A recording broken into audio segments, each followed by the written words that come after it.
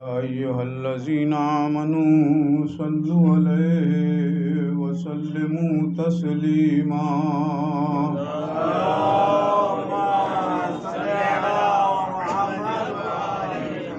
أما بعد فقد قال الله تبارك وتعالى في القرآن المجيد. بسم الله الرحمن الرحيم. منها خلقناكم وفيها نعيدكم ومنها نخرجكم تارة أخرى.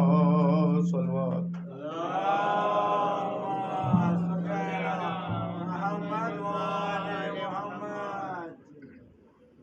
عزیزان گرامی،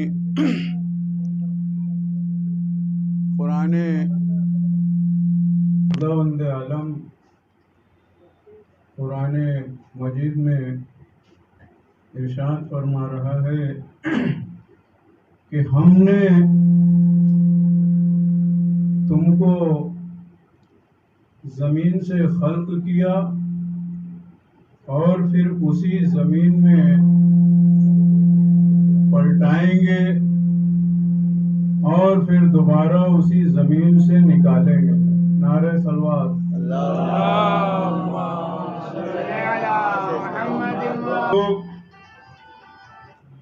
جو معاد جسمانی کے قائل نہیں، کہتے ہیں کہ جب انسان مر گیا تو عذاب اور ثواب جو کچھ ہے وہ روح پر ہے، جسم پر نہیں ہے. اور نہ جسم قیامت میں زندہ ہوگا. آئیں اور پہلے ایک نظر آیت پر غور کریں کہ منہا خلقناکم، اس کی تصریح کہ انسان زمین سے خلق ہوا، اور فیہا نعیدکم، پھر زمین سے تم کو دوبارہ نکالیں گے. اب تو انکار نہ کیجئے کہ قیامت میں جسم زندہ نہ ہوگا، کیونکہ اگر صرف روح کا ذکر ہوتا تو تمام دنیا کو علم ہے کہ انسان کے مرنے کے بعد روح قبر میں نہیں جاتی اور روح مٹی میں نہیں ملتی. اگر روح بھی جسم کی طرح خاک ہو جایا کرتی تو یہ کہا جاتا کہ یہاں آیت میں جس شے کے زمین سے دوبارہ نکالنے کا حکم ہے وہ روح ہوگی. لیکن جب روح مٹی نہیں بنتی تو معلوم ہوا کہ جو شے زمین سے نکلیں گی وہ جسم ہی ہوگا. صلوات. بلند نعرہ صلوات.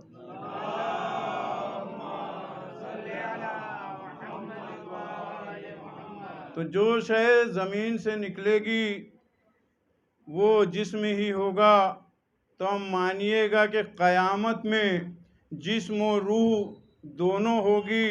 اور پھر یہ آیت بھی بتاتی ہے کہ قیامت کے دن یہی جسم ہوگا، کوئی اور نہ ہوگا، کیونکہ خلق کرنا اور ہے، نکال لینا اور ہے.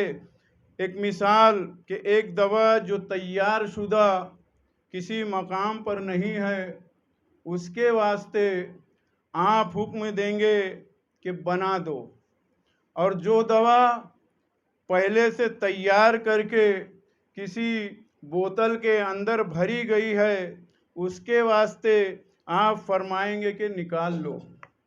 تو پھول بنانا اور ہے، پھول سے عرق نکالنا اور ہے. بلکہ یوں عرض کروں کہ روح خلق کرنا اور ہے، جسم سے روح نکال لینا اور ہے. بس یہی صورت اس آیت میں بھی ہے. پہلے مقام پر ارشاد ہوا تھا کہ منہا خلقناکم، ہم نے تم کو زمین سے خلق کیا، تمہاری ہستی کچھ نہ تھی، تم کو زمین سے بنایا. دوسرے مقام پر ارشاد ہے کہ منہا نخرجکم، اور پھر دوبارہ تم کو اس زمین سے نکال لیں گے. تو لہذا معلوم ہوا کہ قیامت میں دوسرا جسم نہیں بنے گا، ورنہ ارشاد ہوتا کہ پھر دوبارہ تم کو خلق کریں گے، تو معلوم ہوا کہ جسم وہی ہوگا، البتہ نکالنے کی دو صورتیں ہوتی ہیں۔ ایک یہ کہ کوئی شے سے کسی مقام پر رکھی ہوئی ہے، آپ نے اسے نکال لیا، مثلاً کبھی خزانہ دفن تھا، آپ نے زمین کھود لی اور اسے نکال لیا، نہ جستجو کی ضرورت ہوئی نہ تلاش کی، ایک ہی جگہ سے مل گیا۔ دوسرے یہ کہ پھول سے عرق نکالا، عرق ایک جگہ پر نہیں تھا بلکہ ہر رگے گل میں متفرق تھا، آپ نے اس طرح اس کو نچوڑ لیا کہ عرق سارا نکل گیا، پھول اس کا الگ ہو گیا۔ اسی طرح جسم سے روح یوں ہی نکلتی ہے، اس کے نکالنے میں جسم یوں ہی نچڑ جاتا ہے جس طرح پھول سے عرق نکالنے میں۔ صلوات۔ عزیزوں، اسی وجہ سے روح کہتی ہے کہ اس جسم کے ساتھ نرمی کرنا، کیونکہ میں جس رگ سے الگ ہوئی ہوں اسے توڑ کے نکلی ہوں۔ تو اب یہ امر تحقیق طلب ہے کہ انسان کے جسم جو قیامت کے دن نکلیں گے وہ یوں نکلیں گے جیسے زمین سے خزانہ، یا یوں نکلیں گے جیسے پھول سے عرق۔ ایک صورت تو یہ ہے کہ جس قبر میں انسان دفن ہو گیا اس قبر سے مسلم جسم نکل آیا، دوسری صورت یہ ہے کہ جسم خاک ہوا اور خاک ہو کے دنیا بھر کی خاک میں متفرق ہو گیا، مگر ان کو جمع کر کے پھر جسم بنا لیا گیا۔ تو میرا خیال تو یہ ہے کہ دونوں طرح سے جسم نکلیں گے، بعض وہ ہوں گے جو اپنی اصلی حالت پر قبر میں موجود ہوں گے، بعض وہ ہوں گے جو سڑ گل کے متفرق ہو گئے ہوں گے۔ ان کا تجربہ آپ کو روزانہ خود ہوتا رہتا ہے کہ نامعلوم کس قدر ناز پروردہ جسم ہوں گے جو کبھی آپ کی گود میں تھے، جو کبھی آپ کے پہلو میں تھے، مگر خود آپ ہی نے اپنے ہاتھوں سے زمین کی نذر کر دیے۔ اس کے بعد ایسا بھی ہوا ہے کہ کسی اتفاق کی وجہ سے قبریں کھل گئی، وہ گوشت خاک تھا، وہ ہڈیاں مٹی تھیں، اب پتہ نہیں چلتا کہ قبر کی مٹی کون سی تھی اور جسم کی مٹی کون سی ہے۔ اب رہے وہ اجسام جو بے عینے اپنی حالت پر موجود رہیں گے، تو وہ انبیاء، اوصیاء، ائمہ، اس کے بعد اولیاء خدا کے اجسام ہیں۔ انبیاء اور اوصیاء کی تو بڑی منزلت ہے، جو ایمان والا کسی ذریعے سے محبت و ولایت خدا کے درجے پر پہنچ جائے، زمین کی کیا مجال ہے کہ اس کے جسم کو خراب کر سکے۔ تو بہت زیادہ مدت نہیں گزری، کچھ ہی سال قبل کا واقعہ ہے، جب دجلہ کے کنارے حذیفہ یمانی اور عبداللہ ابن جعفر کے جسموں نے 1100 برس کے مدت کے بعد سالم نکل کے بتایا تھا کہ ہمارے جسم اس قابل نہیں ہے کہ زمین ان کو مٹا سکے۔ یہ دلیل ہے اس کی کہ جس طرح 1100 برس کی مدت ان جسموں کو گلا نہ سکی، اسی طرح آئندہ صدیاں بھی مٹا نہ سکیں گی۔ تو سنا ہے آپ نے سطحی نظر سے دیکھنے والے عقل سے کام لیتے نہیں، کہہ دیتے ہیں کہ تمہارے امام اس وقت تک کیوں کر زندہ ہیں، مگر یہ نہیں دیکھتے کہ روح وہ شے ہے کہ جو جسم کو سڑنے سے محفوظ رکھتی ہے۔ جب وہی روح نہیں رہتی تو جسم گل جاتا ہے، تو پھر جب بے روح جسم خدا کی قدرت سے 1100 برس موجود رہیں تو وہ جسم جس میں روح انسانی، روح ملکی، روح امامت ایک ساتھ کام کر رہی ہوں، اس کے بقائے حیات میں کیا تعجب ہے؟ صلوات۔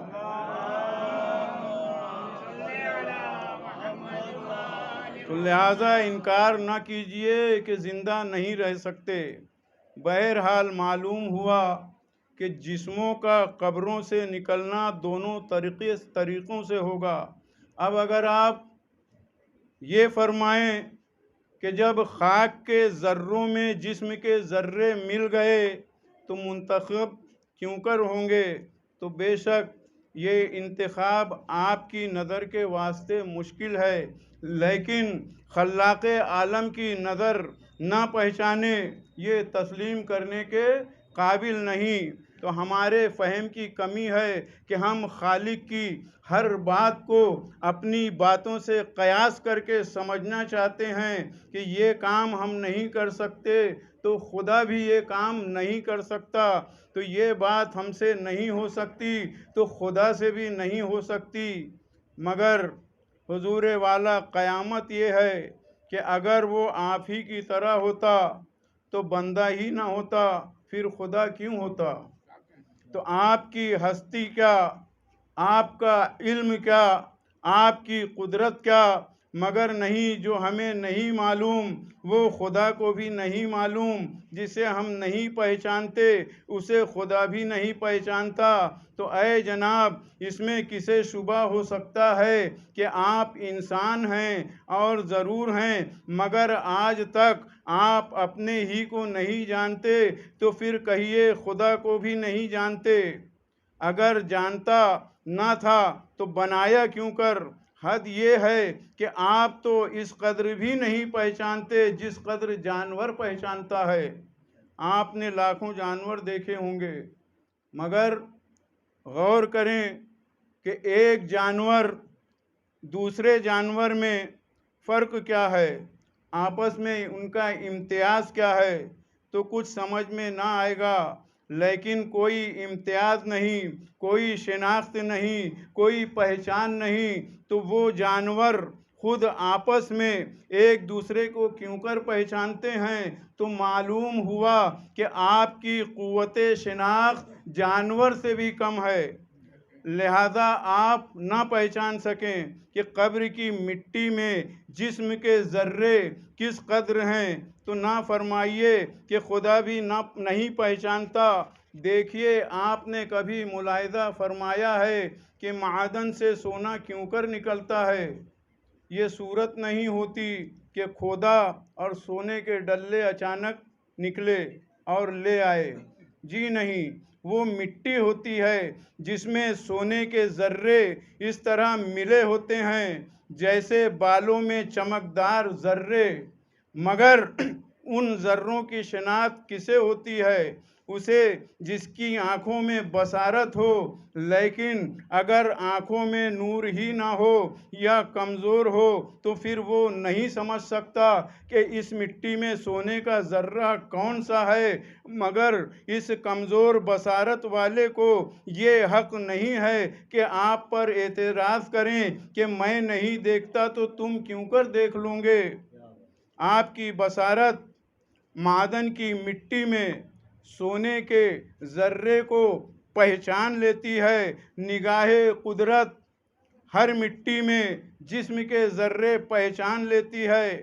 اس کا علم حقیقی، اس لیے اس کی نگاہ میں ہر ذرہ، لہذا اس کا امتیاز آسان ہے۔ وہ جس وقت چاہے گا جسموں کی مٹی الگ کرے گا، اور بعین اس انداز سے جس طرح پانی کی حقیقت بتا چکا کہ سمندر سے ہوا بن کے چلا، ظمہر حریر میں پہنچ کر برف بنا، پہاڑوں پر آ کر پانی بنا، وہاں سے دریا بن کے چلا، دنیا کو فیض پہنچانے کے بعد پھر اسی سمندر میں پہنچا جہاں اس کی ابتدا ہوئی تھی۔ اب پھر بخارات اٹھیں گے، پھر یہی سلسلہ جاری ہوگا۔ تو تو آپ کی کمزور اور ظاہری نگاہ تو یہی بتانے پر تیار ہوگی کہ دریا کا پانی موجود کہاں، وہ تو سمندر میں فنا ہو گیا، مگر نگاہ ایمان بتائیں گی کہ ہم نہ جانے تو نہ صحیح، لیکن بہت ممکن ہے کہ وہی قطرے جو دریا نے لا کے ڈالے تھے سمندر سے بخار ہو کے اٹھے ہوں اور انہی سے پھر یہ پانی بنا ہو۔ تو یہ آیت کی ایک مثال ہوئی کہ منہا خلقناکم وفیہا نعیدکم ومنہا نخرجکم تارۃ اخری، اسی سے تم کو خلق کیا، اسی میں ہم پلٹائیں گے تم کو اور پھر اسی سے تم کو نکالیں گے۔ صلوات۔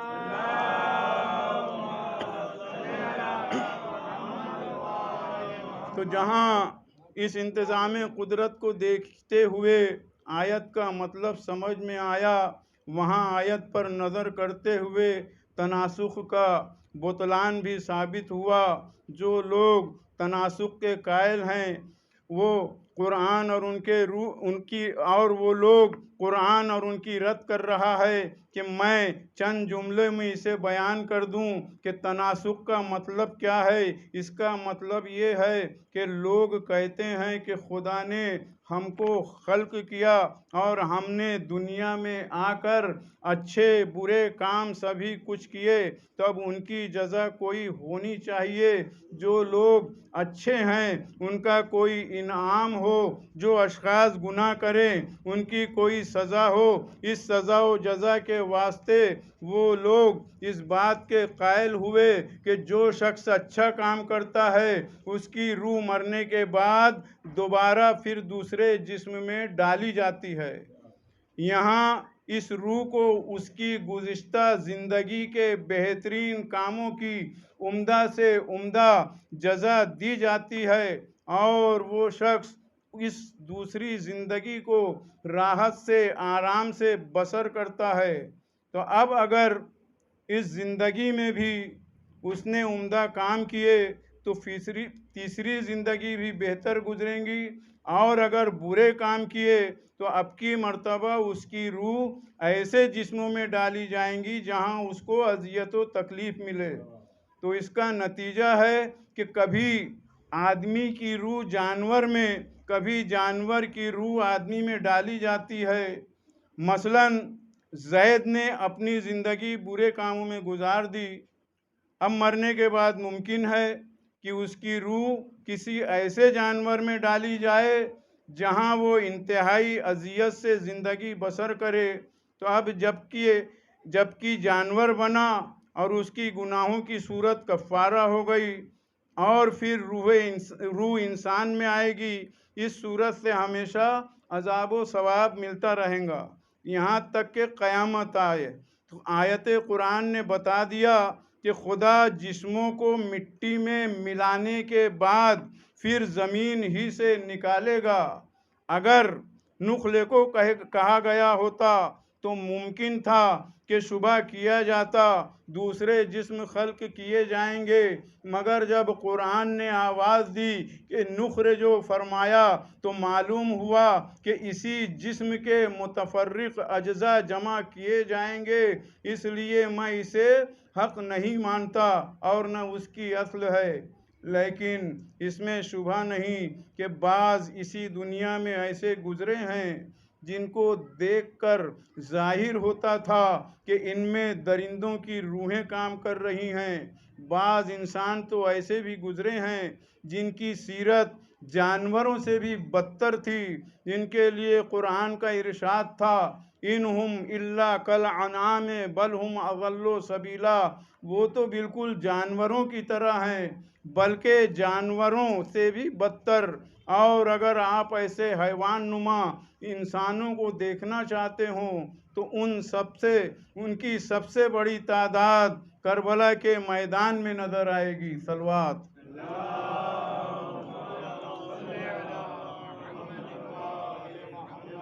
کیا کوئی نعرہ صلوات؟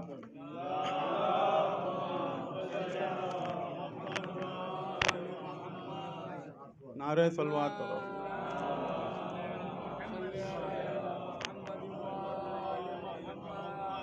तो अरबाब अज़ा, क्या कोई उन लोगों को इंसान कह सकता है जो न बच्चों पर रहम करे, न बूढ़ों पर रहम करे, न औरतों पर? क्या कोई उनको इंसान कह सकता है जो खुदा के स्वाले तरीन बंदों को बेजुर्म खता कत्ल कर दें? क्या कोई उन लोगों को इंसान कह सकता है जो फ़कत सवाले आप पर 6 माह के बच्चे को बाप की गोद में तीरे सितम का निशाना बना दें? अज़ादारों, आप याद रखें, कोई भी इंसान जिसके पहलू में इंसानी दिल है कत्ल अली असगर को इंसानी फेल नहीं कह सकता। सुन चुके हैं आप और हज़ारों बार वाक़े शहादत अली असगर को, आज फिर सुनिए, मगर ज़रा दिल पर हाथ रखकर ये समझकर कि सैयद आलम इस मजलिस में तशरीफ़ फरमा हैं, अपने पोते का जिक्र सुन रही हैं। अज़ादारों, रिवायत से मालूम होता है कि जब तमाम अंसार शहीद हो चुके, आइज़ा भी शहीद हो चुके, कासिम शहीद हो चुके, अब्बास शहीद हो चुके, अली अकबर भी दादे शुजाअत दे चुके, तो अब हुसैन खुद लश्कर उमर साद के सामने आए, इत्माम हुज्जत के लिए आवाज़ इस्तिग़ासा बुलंद की कि अमामिन नासिरिन यंसुरुना, क्या कोई है हमारा मददगार जो आकर हमारी मदद करे? हुसैन अलैहिस्सलाम की आवाज़ इस्तिग़ासा का लश्कर उमर साद पर तो क्या असर होता, मगर हाँ अज़ादारों, लाश हाय शुहदा में तलातुम पैदा हो गया।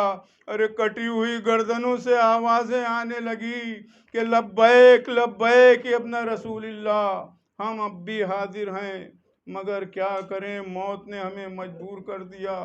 अज़ादारों, इधर तो लाश आए शुहदा में तलातुम हुआ, उधर खैमे से रोने की आवाज़ आई। हुसैन पलट कर खैमे में आए, जनाब ज़ैनब से इरशाद फरमाया, बहन, मैंने तुमको मना किया था कि मेरी ज़िंदगी में ना रोना। अय बहन, क्या सबब है कि तुम्हारे गिरिए की आवाज़ें बुलंद हुई?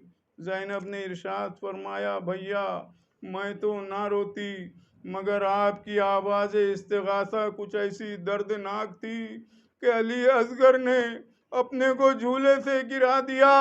हुसैन फरमाते हैं कि लाओ बहन, अली असगर को लाओ, शायद ये अशकिया तरस खाकर 2 बूंद पानी दे दें।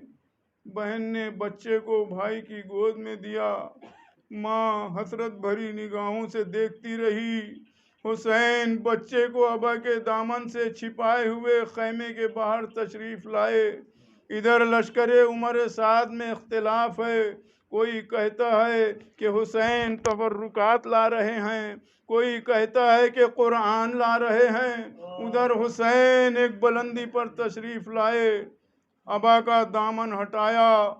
कुरान सामित तो न था, मगर हाँ कुरान नातिक का एक छोटा सा सूरा ज़रूर था।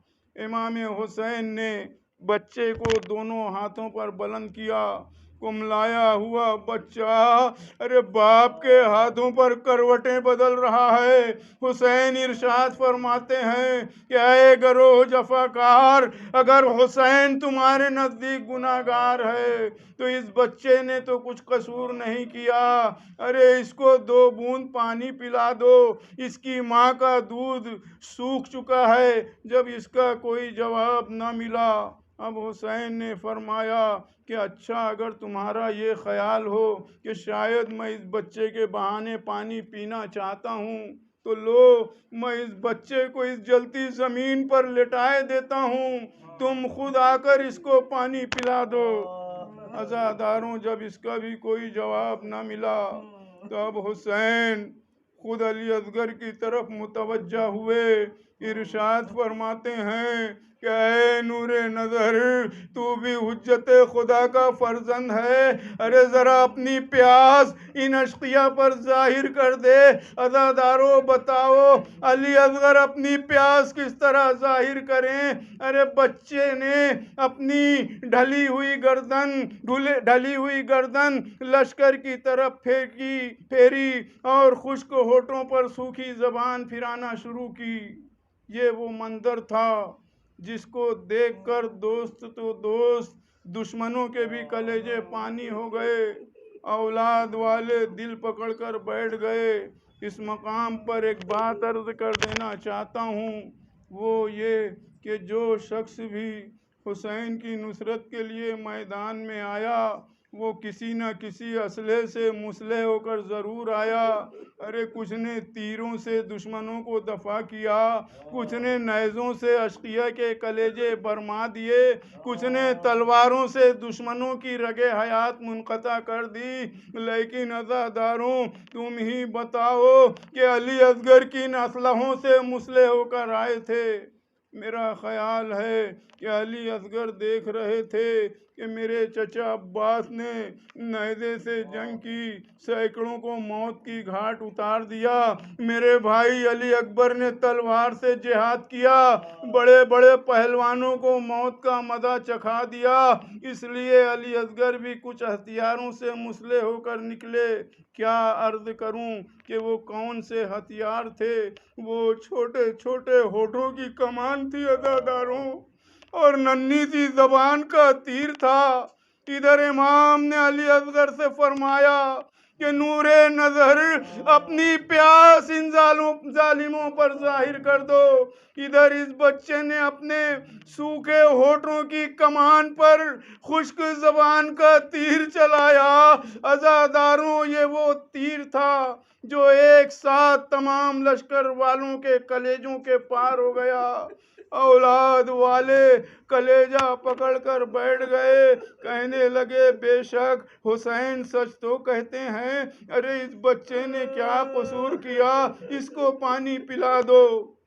عمر سعد نے لشکر کی یہ بگڑتی ہوئی حالت دیکھی، رخ کیا حرملہ کی طرف، کہا اقطع کلام الحسین، اے حرملہ کیا دیکھتا ہے، حسین کا کلام قطع کر دے۔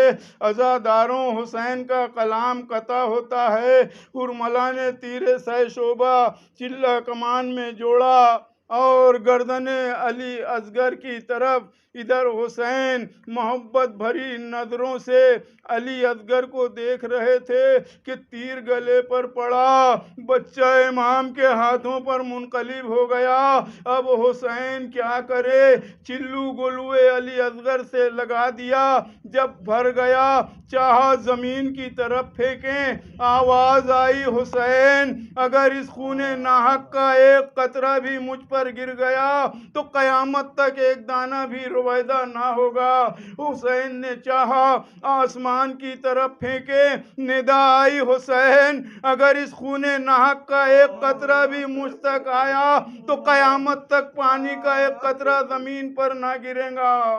ہاں ارباب عزا، آخر حسین نے وہ خون اپنے چہرے پر مل لیا، فرمایا کہ میں اسی شان سے اپنے نانا رسالت مآب سے ملاقات کروں گا۔ اس کے بعد امام حسین خیمے کی طرف روانہ ہوئے۔ عزاداروں خیمے کے قریب آئے مگر ہمت نہ ہوئی کہ مادر علی اصغر کو آواز دیں۔ واپس ہوئے خیمے سے، پھر آگے بڑھے، پھر ہمت نے ساتھ چھوڑا، پھر واپس ہوئے، آخر خیمے کے در پر آ کر آواز دی، اے رباب لے اپنے بچے کو لے جا۔ ہاں عزاداروں رباب سے پہلے سکینہ دوڑ کر در خیمے تک پہنچ گئی اور پردہ اٹھا کر آواز دی، اے بابا آپ علی اصغر کو پانی پلا لائے، میں پیاسی رہ گئی۔ عزاداروں، امام نے ابا کا دامن ہٹایا، سکینہ کی نظر لاش پر پڑی۔ ایک مرتبہ سکینہ نے چیخ ماری، بے ہوش ہو گئی۔ اب رباب بھی قریب آ چکی تھی۔ بچے کی لاش دیکھ کر ارے دل شکستہ ماں اور کیا کہتی، صرف اتنا زبان پر جاری کیا، کیوں فرزند، کیا تیری عمر کے بچے بھی ذبح کیے جاتے ہیں؟ عزاداروں، گویا مطلب رباب کا یہ تھا، ارے تیری عمر کے تو جانور تک ذبح نہیں کیے جا سکتے، مگر ہائے میرے لال، ارے تجھ پر کسی نے رحم نہ کیا۔ علی القوم الظالمین وسيعلم الذین ینقلبون۔ مار الہا محمد وال محمد کا واسطہ، پروردگار شہدائے کربلا و اسیران کربلا کا واسطہ، پروردگار تیری ربوبیت کا واسطہ، تیری خلاقیت کا واسطہ، تیری رحمت واسعہ کا واسطہ، اے میرے پروردگار ہمارے امام زمانہ علیہ الصلوۃ والسلام کا واسطہ، ان کی غیبت کا واسطہ، ان کے ظہور کا واسطہ، پروردگار ہماری جان مال ایمان عزت و آبرو کی حفاظت فرما۔ پروردگار تمام مسلمین و مسلمات کو طاغوتی طاقتوں کے شر سے وسوسے سے محفوظ رکھ۔ اے میرے پروردگار جو مومنین مومنات مردہ ہیں ان کی مغفرت فرما، ان کو فشار قبر سے بچا، ان کے درجات کو بلند فرما، اعلیٰ علیین میں انہیں جگہ مرحمت فرما۔ اے میرے پروردگار تجھے عابد بیمار کا واسطہ، جو لوگ بیمار ہیں انہیں شفائے کلی مرحمت فرما۔ اے میرے پروردگار تجھے سفر امام مظلوم کربلا کا واسطہ، جو لوگ سفر میں پھنسے ہوئے ہیں خدایا ان کو صحیح و سلامت ان کے گھر واپس لوٹا دے۔ اے میرے پروردگار جو لوگ محبوس ہیں قید خانے میں ہیں، پروردگار جو بے گناہ قید ہیں خدایا ان کو رہائی نصیب فرما۔ اے میرے پروردگار ہمارے امام کا ظہور جلد سے جلد فرما، اس دنیا کو عدل و انصاف سے بھر دے۔ اے پروردگار جو لوگ رزق میں ہمارے رزق میں وسعت فرما، اور جو لوگ بے رزق ہیں خدایا انہیں غیب سے رزق مرحمت فرما۔ جو مومنین مومنات قرض دار ان کو قرضے سے ادا فرما۔ پروردگار ہماری اس مختصر سی عزاداری کو قبول فرما، ہماری عزاداری کو نظر بد سے بچا، ہماری دعاؤں کو مستجاب فرما، بحق محمد وآل محمد۔ سبحان ربک رب العزت عما یصفون وسلام علی المرسلین والحمد للہ رب العالمین۔ ماتم حسین۔